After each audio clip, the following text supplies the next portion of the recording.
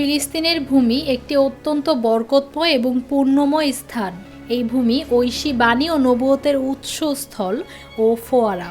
এই ভূমিতে অনেক নবী রাসূল এসেছেন। এই সেই ভূমি যেখান থেকে মেরাজের শুরু এবং শেষ হয়েছে। এটি আসমানের প্রবেশদ্বার। আল্লাহ তাআলা ফিলিস্তিনের ভূমিকে পূর্ণ ও বরকতময় ভূমিতে পরিণত করেছেন। কোরআনে ৫ স্থানে ফিলিস্তিনের ভূমিকে পূর্ণ ও বরকতময় ভূমি বলা হয়েছে। তার মধ্যে এক আয়াতে আল্লাহ বলেন, আর যাদের দুর্বল মনে করা হতো আমি তাদের সেই দেশের পূর্ব ও পশ্চিমের উত্তরাধিকারী বানালাম, যেথায় আমি বরকত নাজিল করেছিলাম, এবং বনি ইসরায়েলের ব্যাপারে তোমার প্রতিপালকের শুভবাণী পূর্ণ হলো, যেহেতু তারা সবর করেছিল। আর ফিরাউন ও তার সম্প্রদায় যা কিছু বানাতো ও যা কিছু চড়াতো তা সব আমি ধ্বংস করে দিলাম।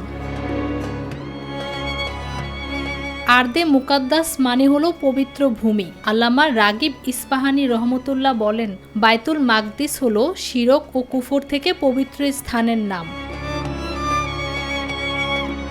আল্লামা জুজাজ রহমতুল্লাহ বলেন, পবিত্র ভূমি বলতে দামেস্ক, ফিলিস্তিন এবং জর্দানের কিছু অংশকে বোঝানো হয়েছে। আল্লাহ তাআলা ফিলিস্তিনের ভূমিকে হাসরের ভূমি বলেছেন।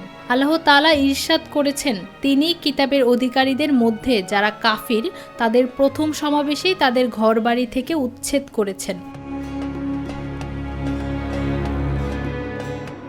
কোরআনের অনেক জায়গায় ফিলিস্তিনের ভূমির কথা কোনরূপ বিশেষণ ছাড়াই বলা হয়েছে।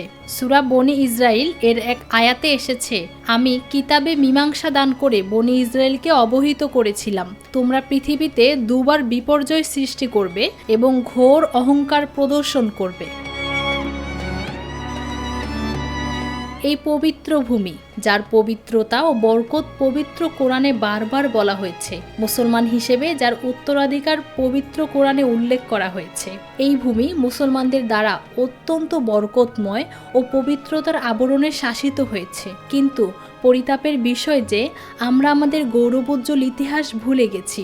সারা বিশ্বের মুসলমানদের উচিত এর পবিত্রতা বুঝে এই পবিত্র স্থানটি পুনরুদ্ধারের জন্য যথাসাধ্য চেষ্টা করা। আল্লাহ তাআলা ফিলিস্তিন মুসলিমদের হেফাজত করুন এবং বিজয় দান করুন। ফৌজিয়া আক্তার, নিরপেক্ষ নিউজ ডেস্ক।